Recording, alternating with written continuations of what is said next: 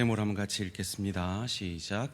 하늘의 밀과 거룩한 씨. 여기 오른쪽에 초가 하나 켜져 있는 것이 보이시죠? 대강절 첫째 주일입니다. 대강절은 우리를 구원하기 위해 오신 그리스도 예수를 기억함으로 그 구원의 은혜에 감사하고, 그리고 다시 오실 때는 심판주로 오실 것을 저희가 두렵고 떨림으로 우리에게 임한 이 구원을 성실히 이룰 것을 믿음으로 다짐하며 주님 앞에 설 날을 준비하는 대강절입니다. 일부 예배를 마치고 제가 다시 한번 이 설교를 묵상하는 중에, 설교를 하기 전에 2023년 한 해 주의 교회 곳곳에서 참으로 성실하게 그 직분과 사명을 감당한 우리 지체들을 하나님이 얼마나 귀하게 여기시고 하나님이 그분들을 얼마나 기뻐하시는지를 제게 표현해 주기를 바라신다라는 그런 마음이 들었습니다.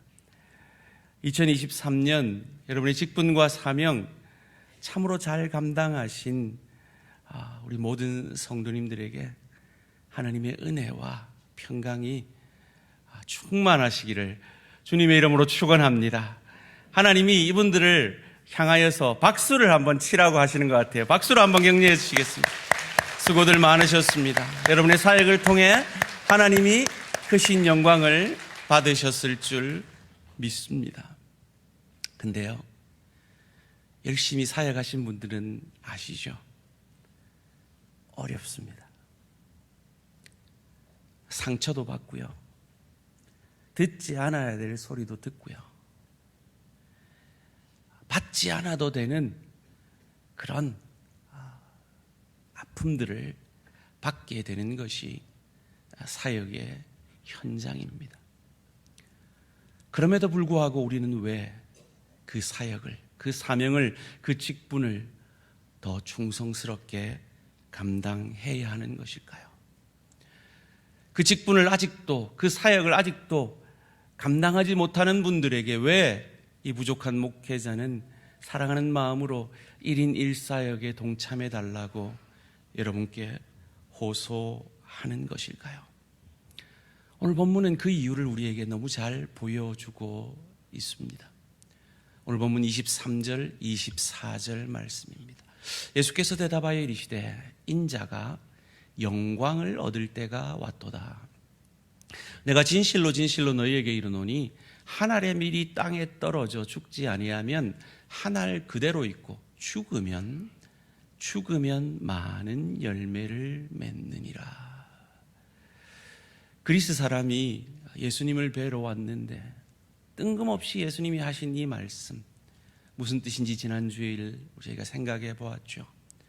예수님께서 십자가에서 한 알의 밀이 죽어지듯 우리를 위해 죽어주시고 부활하심으로 말미암아 유대인뿐만 아니라 그리스인뿐만 아니라 세계 열방이 이 예수의 십자가 죽음과 부활을 통해 구원을 얻게 되고 하나님의 백성 되고 하나님의 자녀 되고 천국 백성 되어지는 많은 열매를 주님께서 맺어 주시기 위해 그 십자가의 길을 가고 계시기 때문입니다. 이것이 쉬웠을까요? 이는 마치 저와 여러분이 맡고 있는 이 사역이 쉽습니까? 라고 묻는 것과 같을 것입니다. 아마 사역을 열심히 감당하는 분들 중에 내가 맡고 있는 사역이 쉽다라고 고백하는 분은 아무도 안 계실 것 같아요. 예수님도 마찬가지셨습니다. 왜냐하면 그분은 완전한 인간이셨기 때문입니다. 그래서 마치 겟세마네에서 이 잔을 내게서 지나가게 해주십시오라는 그 기도를 드리듯이 오늘 본문 27절 상반절에서 예수님은 이렇게 기도합니다. 지금 내 마음이 괴로우니, 개역 한글에는 민망하니라고 되어 있었어요. 무슨 말을 하리요? 아버지여, 나를 구원하여 이 때를, 이 십자가의 때를 면하게 하여 주옵소서. 이는 마치 때로 저희가 맡은 사명이 너무 무겁고 힘들고 내가 맡은 십자가가 너무 무겁고 힘들어서 하나님 이거 차라리 내려놓고 싶어요. 저도 그냥 예배 구경만 하고 싶어요. 예배 보는 자로 살고 싶어요. 라는 마음을 가질 때가 있는 사역자들이 있는 것처럼 말이죠. 예수님도 그랬어요. 이 때를 면하게 해 주십시오 라고요. 그런데 예수님의 기도는 여기서 끝난 것이 아닙니다. 이 27장 후반절에서 예수님의 기도가 역전됩니다. 대전환이 이루어집니다. 이 때를 면하게 하여 주옵소서라는 그 기도가 변합니다. 그러나 내가 이를 위하여 이때에 왔나이다. 마치 겟셋만의 기도가 변하는 것처럼 예수님의 기도가 변하고 있습니다. 이를 통해 우리가 분명히 알게 되는 기도의 목적입니다. 그것이 무엇입니까? 기도는 내 기도의 열심으로 하나님을 변화시키는 것이 아니라 내가 변화되는 것이며, 내 기도의 열심으로 하나님의 뜻을 변화시키는 것이 아니라 그 하나님의 뜻 앞에 내 뜻을 변화시키는 것이 참 기도의 목적이라는 것을요. 소원합니다. 우리 모든 대한가족들의 기도가 그 깊이로까지 자라가시기를 주님의 이름으로 축원합니다. 이것이 어찌 가능했습니까? 예수님이 깊은 기도를 통해서 처음에는 자기의 당한 현실만이 그의 시선에 잡혔습니다. 이제 얼마 안 있으면 내가 십자가에서 저 고난과 수치 가운데 죽어져야 한다라는 그 현실만이 그의 눈에 들어왔습니다. 그의 시선에 잡혔습니다. 그래서 괴롭습니다. 민망합니다. 그래서 이때를 면하고 싶은 마음이 듭니다. 이 잔을 내게서 지나가게 하시옵소서 기도합니다. 그런데 예수님의 기도는 거기서 그치지 않았습니다. 더 깊어졌습니다. 더 깊은 기도 가운데 예수님의 시선이 변합니다. 자기가 받을 그 고통에 그의 시선이 머물러 있는 것이 아니라 하나님의 시선으로 그의 시선이 올라갑니다.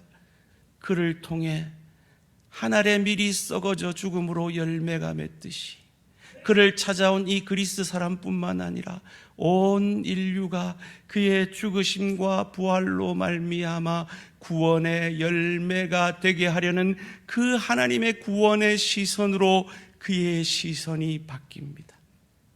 그리고 그 하나님의 시선 앞에 그의 뜻을 내려놓습니다. 소원합니다. 여러분의 사역의 현장에서 때로 상처받고 때로 어렵고 때로 힘들어서 내려놓고 싶고 그만두고 싶고 그 사역의 현장 가운데 받은 상처만이 아픔만이 내 시선에 사로잡혀 있는 우리의 시선이 그 여러 가지 어려움 그 환난을 통해 환난은 인내를 인내는 연단을 그리스도 예수의 인격을 그 인격은 구원의 소망을 천국의 소망을 그래야 해서 우리 장로님 기도하신 대로 저 좋은 천국을 누리고 즐길 수 있는 실력자로 인격자로 우리를 빚어가시는 하나님의 일하심이 우리의 시선이 되어지는 은혜와 축복이 있어지시기를 주님의 이름으로 축원합니다. 그러한 시선으로 우리의 시선이 바뀔 때요 남들은 못 듣는 하나님의 위로의 음성을 듣게 되실 겁니다. 28절 말씀 함께 읽습니다. 시작. 아버지여 아버지의 이름을 영광스럽게 하옵소서 하시니 이에 하늘에서 소리가 나서 이르되 내가 이미 영광스럽게 하였고 또다시 영광스럽게 하리라 하시니 내가 이때를 면하게 해주십시오. 그 기도가 이때를 위해 왔습니다. 하나님의 영광을 위해 내 뜻을 하나님의 뜻 앞에 내려놓고 하나님께 영광 돌리겠습니다 라는 이 고백 앞에 하나님의 음성이 들려집니다. 내가 너를 영광스럽게 하겠고 또 영광스럽게 하리라.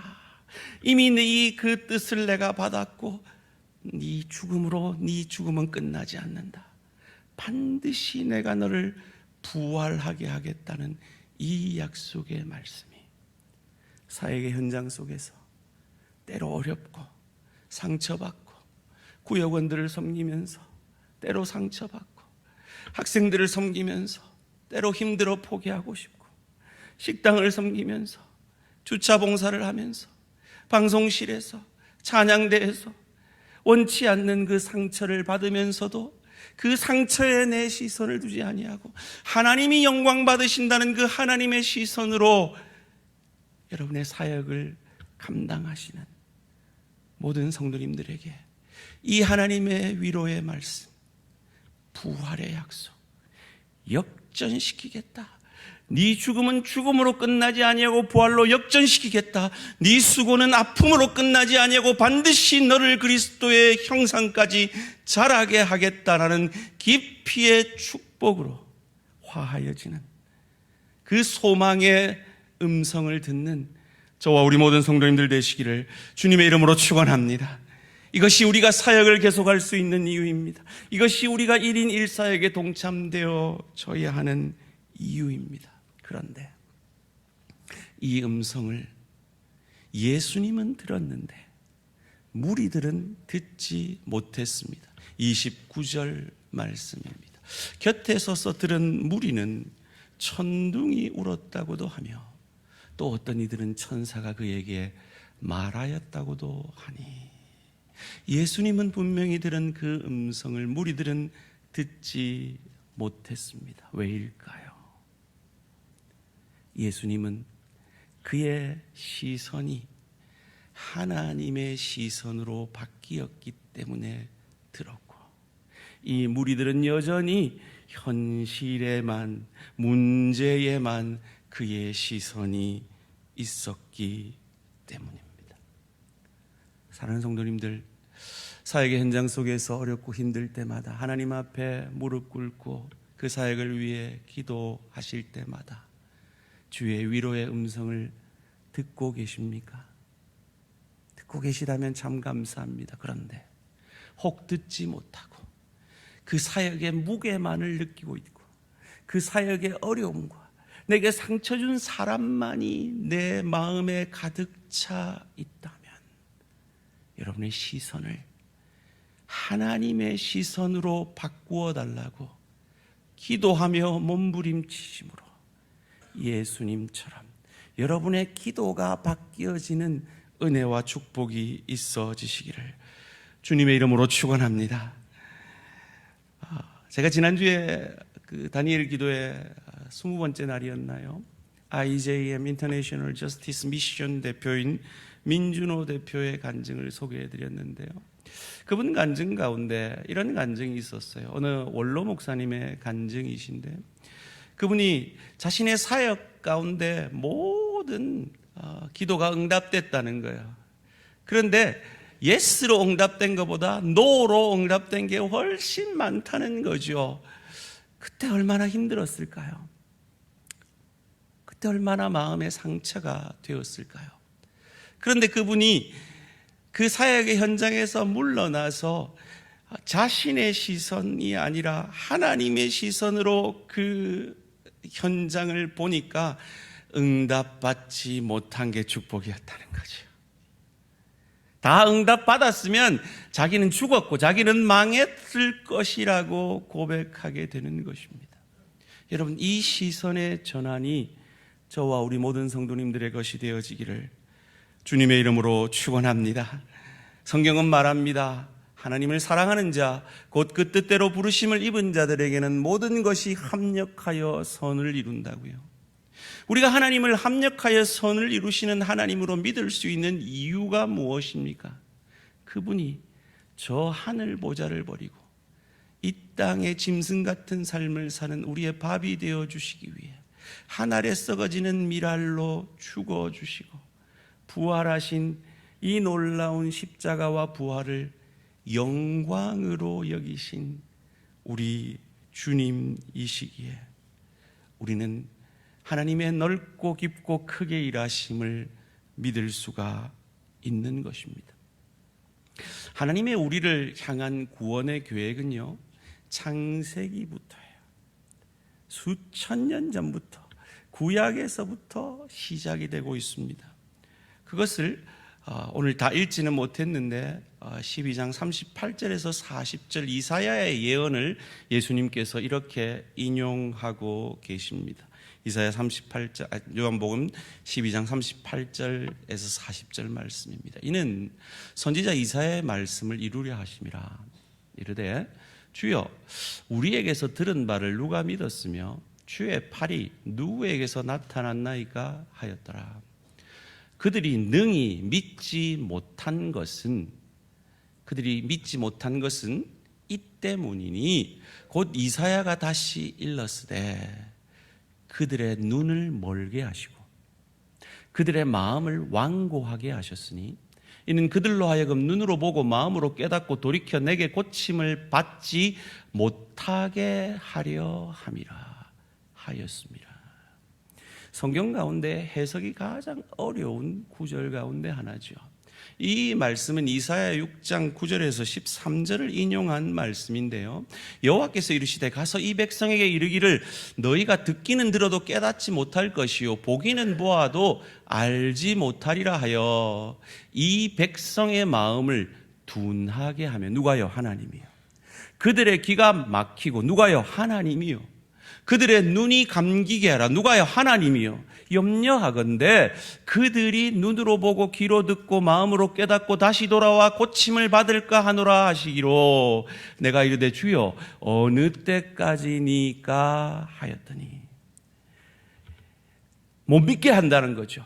자기 스스로는 믿지 못하게 한다는 거죠. 어느 때까지요? 주께서 대답하시되 성읍들은 황폐하여 주민이 없으며 가옥들에는 사람이 없고 이 토지는 황폐하게 되며 이스라엘이 완전히 망한다는 거죠. 여호와께서 사람들을 멀리 옮기셔서 포로 잡혀간다는 거예요. 이 땅 가운데 황폐한 곳이 많을 때까지니라. 그 중에 10분의 1이 아직 남아있을지라도 이것도 황폐하게 될 것이나 밤나무와 상수리나무가 배임을 당하여도 그 그루터기는 남아있는 것 같이 거룩한 씨가 이 땅의 거루터기니라 하시더라. 이 거룩한 씨가 올 때까지 이스라엘로 믿지 못하게 한다는 거예요. 왜요? 이것을 해석하려면 우리가 창세기에 선악과를 따먹은 이후에 하나님께서 생명나무로 가는 그 길을 막은 것을 이해를 해야 됩니다. 왜 하나님께서 생명나무를 가는 길을 막았습니까? 그 생명나무를 먹으면 영생하기 때문입니다. 그런데 지금 그들의 상태는 무엇입니까? 죄인입니다. 죄인으로 영생할까봐 그 길을 막은 것이죠. 마찬가지로 이 거룩한 씨가 아니라 그들 스스로의 율법을 준행하는 그들의 열심으로 구원받는다라고 믿으면 그들은 영원히 죄 가운데 밖에 있을 수밖에 없으니까 이 거룩한 씨가 올 때까지 그들이 믿지도 못하고 알아듣지도 못하고 그들의 마음이 완악해졌다라는 것입니다. 이 거룩한 씨라는 단어가 히브리어로 제라라는 단어인데요, 이 제라라는 단어가 성경에 처음 등장하는 구절이 그 유명한 원시복음 창세기 3장 15절 말씀입니다. 함께 읽겠습니다. 창세기 3장 15절 시작. 내가 너로 여자와 원수가 되게 하고 내 후손도 여자의 후손과 원수가 되게 하리니 여자의 후손은 내 머리를 상하게 할 것이요 너는 그의 발꿈치를 상하게 할 것이니라 하시고. 너가 누굽니까? 사단이죠. 사단의 권세를 여자의 후손이 그 머리를 상하게 하고 그의 발꿈치가 상할 정도로 손상은 입으나 그에게 큰 손상이 되지 않고 그 십자가에서 부활하게 하심으로 이 죄의 권세, 사단의 권세를 이길 것을 처음으로 예언한 메시아에 대한 첫 번째 예언에 나오는 이 제라라는 말씀이 오늘 이사야의 거룩한 씨라는 단어라는 거예요. 그리고 이 거룩한 씨를 이 씨 뿌리는 자의 비유에서 씨를 말씀이라 그래요. 그리고 이 말씀을 요한복음 1장에서 말씀이 육신이 되어 우리 가운데 거하심에, 바로 예수 그리스도가 말씀이며 거룩한 씨며 여자의 후손이며 오늘 본문으로 말하면 썩어지는 한 알의 밀알됨으로 전적인 은혜로 우리가 똑똑해서 깨달은 것이 아니라 우리는 둔해서 알아듣지도 못하는데 그 씨가 밭에 심겨져도 돌짝밭, 길가, 가시밭, 열매를 맺을 수 없는 그 씨와 같은 상태인 것이 구약의 백성들에게 이스라엘이 망할 때까지 그들의 삶을 통해 증거된 것처럼 그 씨가 우리 안에 들어왔을 때 열매를 맺지 못하는데, 그 씨를 우리 스스로의 능력으로는 열매 맺지 못하는데 그 씨가 우리 속으로 침투를 한다는 겁니다. 요한복음 1장 11절에서 인간의 상태를 이렇게 얘기하죠. 자기 땅에 오매 자기 백성이 영접하지 아니하였으나, 이것이 구약 백성들의, 이사야가 복음을 말했을 때 알아듣지 못하는 그들의 상태였다는 거예요. 그런데 영접하는 자, 곧 그 이름을 믿는 자들에게는 하나님의 자녀가 되는 권세를 주시게 되었는데, 이것이 혈통으로 난 것이 아니라 하나님의 뜻으로 났다는 거예요. 그 씨가 우리 속에 침투했다는 거예요. 강권적으로 은혜로 침투했다는 거예요. 이것을 예레미야가 멀리 보고 예레미야 31장 33절에서 이렇게 예언한 것입니다. 그러나 그날 후에 내가 이스라엘 집과 맺을 언약은 이러하니 곧 내가 나의 법을 그들의 속에 두며, 그들의 속에 그 하나님의 말씀이 침투되어지고 거룩한 씨가 침투되어지는 그 일을 통해 그들의 마음에 기록하여 나는 그들의 하나님이 되고 그들은 내 백성이 될 것이라. 여호와의 말씀이니라. 이 은혜가 여러분 안에 임하였음을 믿으시기를 주님의 이름으로 축원합니다. 내가 잘나서 된 게 아니에요. 우리는 못 알아들었어요. 둔해서 알아듣지 못했어요. 그런데 성령이 내 안에 오심으로 그 성령께서, 예수의 영이신 성령께서 거룩한 씨가 되어서 우리 안에 구원을 이루어 주신 줄 믿습니다. 그러기 어찌해야 할까요? 이 은혜로 이 놀라운 구원을 받은 우리 어찌해야 할까요? 올해의 표 같이 읽습니다. 시작. 성령의 능력으로 사역하는 교회. 성령의 능력으로 그 은혜에 감사함으로 예수님처럼 사역함으로 나의 나됨을 통해 내 가정이, 내 일터가, 주의 교회가 복되어지는 사역자로서 가야 하는 것입니다. 어떻게 해요? 예수님처럼 하나님의 음성을 들음으로 말이죠. 이 음성이요, 예수님을 위해서 들려진 게 아니래요. 우리를 위해 들려진 거래요. 30절 말씀 함께 읽겠습니다. 시작. 예수께서 대답하여 이르시되 이 소리가 난 것은 나를 위한 것이 아니요 너희를 위한 것이니라. 너희를 위한 것이니라. 너희도 이 소리를 듣고 나처럼 내 십자가, 내 고난, 내 아픔, 내 걱정, 근심에 내 시선이 사로잡혀 있었던 내가 하나님의 시선으로 바뀌어지고 내가 죽어짐으로 온 인류를 구원하는 하나님의 시선으로 바꾸어진 것처럼 너희도 하나님의 음성을 듣고 그렇게 시선이 바뀌어지는 축복을 받아 누리라는 겁니다. 그런데 세상은 그 축복을 받지 못해요. 31절 말씀입니다. 이제 이 세상에 대한 심판이 이르렀으니 이 세상의 임금이 쫓겨나리라. 세상이 다인 것 같고 세상에서 내 편하고 내 유익대로 사는 것이 다인 것 같은 인생 편해 보이죠. 사역 안 하고 예배 보고만 가는 그분들 편해 보이죠. 그런데 하나님 앞에 설 때가 온다라는 것입니다. 어찌해야 할까요?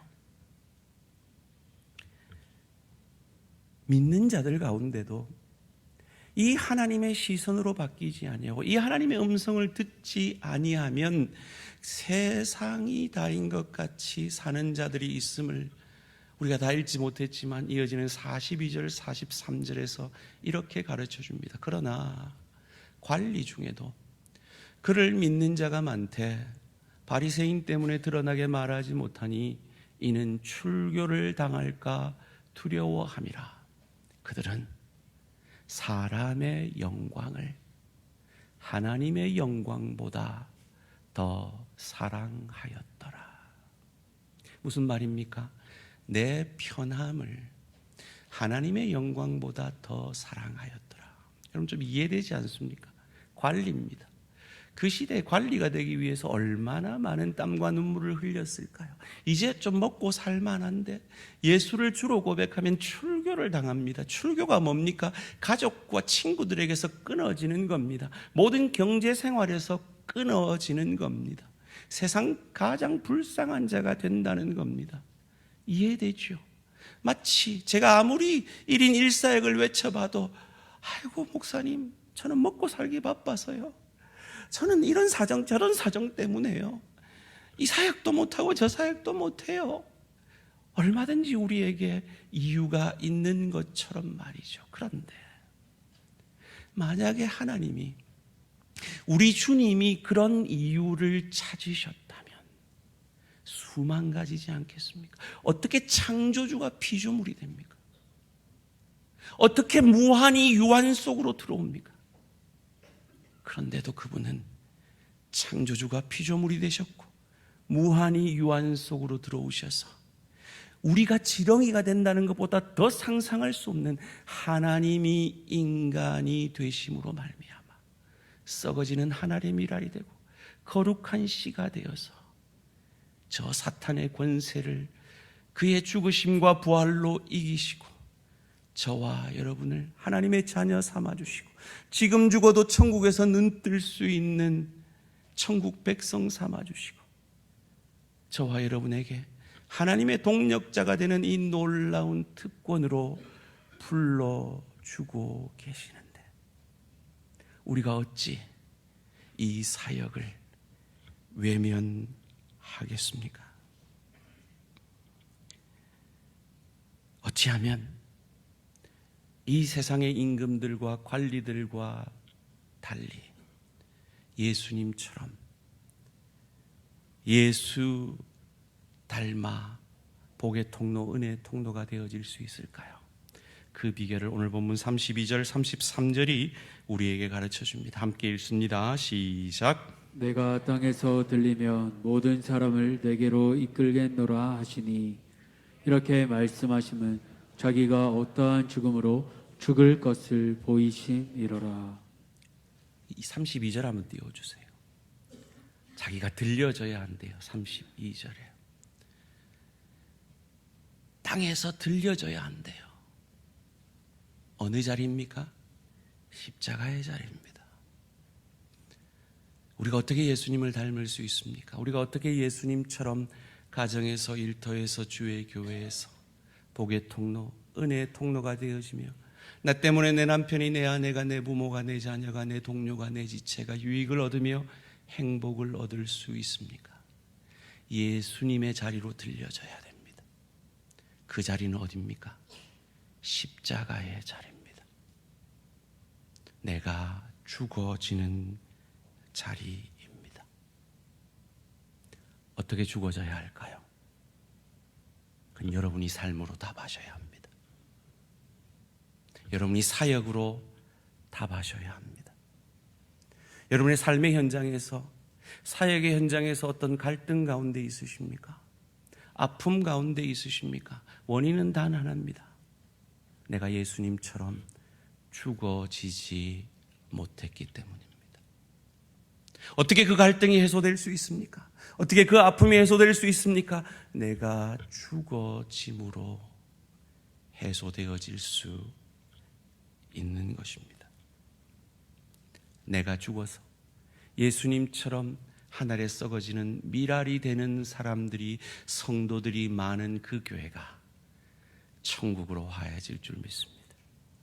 내가 죽어 썩어지는 하늘의 미랄이 되는 하나님의 사람들이 있는 그 가정은 천국으로 화해질 수 있을 줄 믿습니다. 내가 죽어 하늘에 썩어지는 미랄이 되어지는 그리스도의 대사가, 소금과 빛 되는 직장인들이 많아지는 그곳이 바로 하나님의 공의가, 하나님의 평화가 임하는 곳이 되어질 것입니다. 어렵습니다. 힘듭니다. 포기하고 싶습니다. 내려놓고 싶습니다. 그런데 기억하십시오. 그 자리가 바로 그리스도 예수를 닮아가는 깊이의 축복의 자리인 것입니다. 그 자리가 얼마나 소중한 자리인지 여러분은 하나님 앞에 가셨을 때 확인하게 되실 것입니다. 오래전에 제가 이 예화를 말씀드렸는데 다시 한번 말씀을 드리겠습니다. 어떤 청년이 시골 버스를 탔습니다. 앉아서 가다가 할머니 한 분이 타길래 할머니 다리가 아프실까 봐 할머니 여기 앉으세요 라고 자리를 양보해 드렸습니다. 할머니 너무 고마웠던지 한참 가다가 그 속옷, 그 할머니들 입는 그 속옷 있잖아요. 그 속옷 깊이에서 다 녹아 빠진 아몬드 초콜릿을 건네는 겁니다. 너무 더러워가지고 할머니 됐어요 그랬습니다. 또 한참 가다가 할머니가 너무 미안하고 고마웠던지 다시 속옷 깊이 꺼내서 이번에는 아몬드를 주는 겁니다. 이번에도 거절하면 할머니 미안할까 봐 예 할머니 감사합니다 하고 오물오물 먹었습니다. 그러자 아까 줬던 그 아몬드 초콜릿을 꺼내가지고 오물오물 먹더니 그 아몬드를 다시 그 속옷 깊숙이 넣으시는 겁니다. 아시면서도 웃어주셔서 감사합니다. 지나보면 압니다. 지나보면 여러분의 그 십자가, 그 힘든 사역이 얼마나 큰 축복이었는지 여러분은 하나님 앞에 섰을 때 아시게 될 겁니다.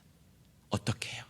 그 사역 감당하면서 저 지체, 나랑 맞지 않는 저 지체, 나랑 맞지 않는 저 배우자, 나랑 맞지 않는 저 동료, 그리스도 예수의 사랑과 용서로 품어 안으려다 나도 모르게 예수 더 닮아 저 좋은 천국을 누리고 즐기는 나의 모습을 통해 확인하시게 될 겁니다. 그리고 하나님은 반드시 여러분이 이 땅에서 주의 교회와 하나님 나라를 위해 가정에서, 일터에서 주를 대신하여 사역한 그 사역의 내용들을 기억하시고 반드시 천국 상급으로 여러분에게 채워 주실 것이기 때문입니다. 말씀을 맺겠습니다. 말씀을 준비하는데 제가 오래전에 막 안수를 받고 1, 2년 지났을 그때였던 것 같아요. 지금 돌아가신 남서울교회 박종수 목사님이라는 분이 안수를 받는 그 목사가 되는 그 신임 목사들에게 권면을 하시는데 이런 말씀을 하셔서 제가 지금도 생생하게 기억나요. 이렇게 얘기하시더라고요. 너가 교회에서 교인들이랑 싸우지 말해. 여러분, 목사가 사회 가다 보면 교인들하고 안 맞을 때가 있잖아요. 그럼 부딪히기도 하죠. 근데 싸우지 말라는 거예요. 그러면서 하시는 말씀이, 너가 교인들하고 싸우면 교인들 수준밖에 안 된다는 거예요. 너는 교인들 수준 아니라는 거예요. 너는 십자가 위에 있는 수준이라는 거예요.